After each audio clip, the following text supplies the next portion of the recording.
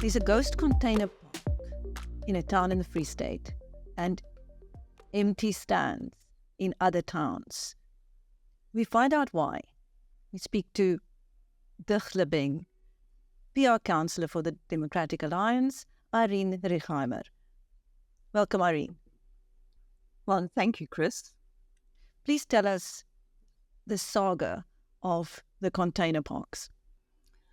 So there was 4 million rand set aside for a container park in each of the 5 towns in Dihlabeng, which is Bethlehem, Clarence, Louisburg, Roosendaal, and Paul Roux. To date, there is just a ghost, as you called it, container park in Bethlehem, which is very unsightly and is now being taken apart as well. Other than that, there is nothing to show for the 3.1 million rand that has already been paid over to the contractor. What went wrong? Chris, I wish I could answer that question, but like most projects in Dihlabeng and in a lot of other municipalities, it's the same thing. We pay the contractor up front, and he then walks away and claims he's now insolvent. So we have not just this project, we have many projects in the municipality which are under investigation for this very reason. So they paid the money up front, which shouldn't have been paid anyway up front, and then walk away. Why do the service providers get paid up front? I wish I could answer that one, Chris, because, it's a CADA thing all over again, where you my buddy, so and you need the money, so I'll see that you get paid it up front, and you get paid and then you walk away. In some cases, somebody else benefits from having paid you up front as well. We can't prove that in this case because we're still under investigation. But it is an issue with any project in any municipality, and specifically here because there's no consequence management. So nobody is accountable for having paid over the money, and no projects are there. There's just no projects. There are other projects. I mean, we have a school in Vogelfontein, which is in a township in Bethlehem, which should have been built. All the money is also being paid over. There is nothing to show for it. We have a few chicken walls that, made with chicken wire and some materials that stand there, but there is no school there. So this is not a unique incident. It's happening all over. I've actually asked many people in the municipality to give us the number of open projects and how many are under investigation. After speaking to the MMC, and directors, 3 months later, I'm still waiting for that. So nobody in this municipality can actually tell me how many projects there are and how many are under investigation. And is it always the same problem? It's always the same problem. More than likely, yes. How many SMMEs would have benefited from those container parks? So each container park would have 6 containers, which means that there would be 6 SMMEs involved in it, at least. And then obviously the people they would employ as well. So it's quite a few people if you add it up at the end of the day. It's families. I mean, if you take a family, it's not just one person being fed. It's maybe a family of 4 or 6. So if you times that by the 6 container parks, a lot of people could have benefited from it. What have you done so far to try and rescue this project? It's very difficult because, as the DA, we are serving different committees, which are called Section 80 committees.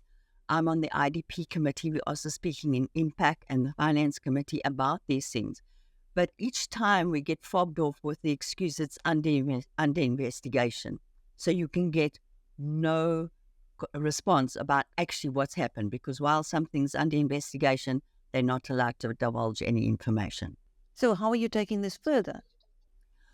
Well, I have now, in my capacity as a member of the IDP committee, I've asked our MMC and our manager and directors to please give us these figures so that we can have a look at it. Yes, we won't know results of the investigation until the investigation is over. But then again, we know what happens. These investigations just go on and on and on. And eventually, when something maybe come to light, nobody gets prosecuted. So it's an issue.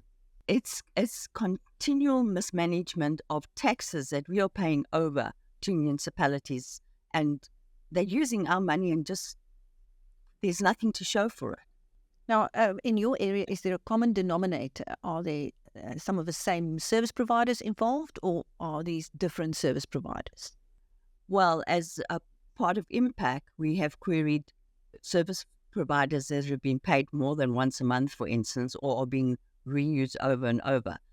We're also still waiting for that to come back to us. We don't get given this information, although we ask for it. A year later, we're still asking for the same information. So nobody's giving anybody away. They're protecting each other. How long has the trailer, or the container park rather, been standing half done? Over a year, more than. So, and this is how long things take to get anywhere. And then even as the DA, as much as we try and get this information, it takes us forever to get it. Why are local economic development funding projects so important to both the informal and the formal sector? It's to boost the economy. So it is, especially in the informal sector. It's to create jobs. So it is important. And these people they look for these type of projects because they're sitting without work. There is nowhere they can get work. At least this is a way where they should be trained. They should have support. They should be taught how to budget, and a whole lot of different entities stakeholders would come on board to assist them. This also doesn't always happen. So, to say that we have successful projects, there are very few of them anyway. Can you tell us about a success story? No. Is that a trick question? No, really? Are you serious? I'm serious. Even when I was in the Joburg Council, there were farming projects that were done by agriculture where millions were spent. You go there a year later and it no longer exists because these people are not taught how to manage their money, keep the project going. So what they do is they plant, and when they've sold everything or eaten it up, whatever they've done with it, the project falls flat because nobody's taught them to reseed or to use their budget to then buy more seeds or whatever they might need. They have irrigation. Nobody's taught how to maintain it. So it's not maintained and then breaks down. It's left. They're not taught these type of things. So the government throws this money out saying, look at the projects we've done. But to have a very successful project is very few and far between. So government is funding, but the funds are either going to crooked service providers or into projects that are not being maintained. Is that what you're saying? Not sustainable. They should be sustainable, but they aren't because there is no training, there is no education given. There's no support for these people. We're talking about people who don't know anything about business. Now you put them out there, they're SMMEs. You presume they know what to do, but we know that most of them don't. They don't know about budgeting. They don't know to put money back into their business. As far as they see it, we've got money on hand, so we go and buy our food or we do whatever we need to do at home and never put money back into the company. Since your involvement with projects like these, can you give us an indication of how many millions have gone down the drain? I wouldn't want to hazard a guess. Hundreds of millions throughout the country. That I can promise you. And you are apparently not in a position to go to the police and lay charges against these people who abscond with funds, are you? Well, but this is the problem. We have to wait for the investigation. Once we know and pinpoint that somebody is responsible, then there should be a charge against them. But does this happen? No, unfortunately. Because the investigations are eternally ongoing. they're eternally ongoing, and by the time they come up with something, the persons concerned are way gone. And there's just never any consequent management. There's no accountability. And, you know, in a municipality like Dihlabeng, we've had a bunch of actors, acting acting directors, acting managers. So when somebody's acting, they don't take the responsibility they would if it was a permanent position. So we are fighting at the moment, and we have now got, for the first time in over 18 months, we now have it's probably less than that, a appointed which we did in our last special council meeting. So now we have somebody that we can hold accountable.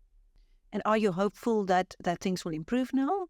From what we've heard, where this gentleman has been before, we are hopeful from a municipal manager's point of view. But now, you know, we still have to have directors appointed who can also become accountable to him.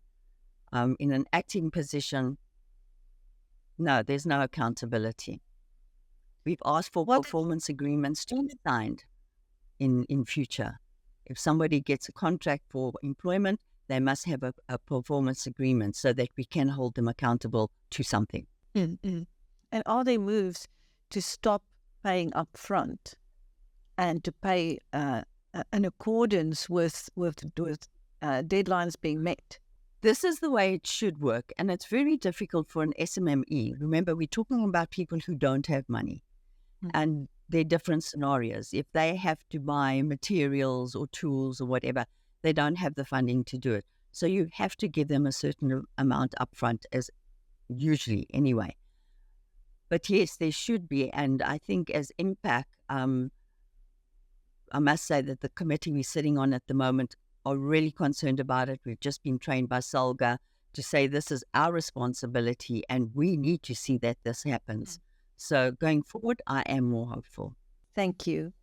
That was Irene Rügheimer speaking to us about the ghost container park and the empty spaces in towns in the Free State where local economic development funds should have been spent to the benefit of small, medium and micro-sized enterprises. Thank you, Irene. Thank you, Chris.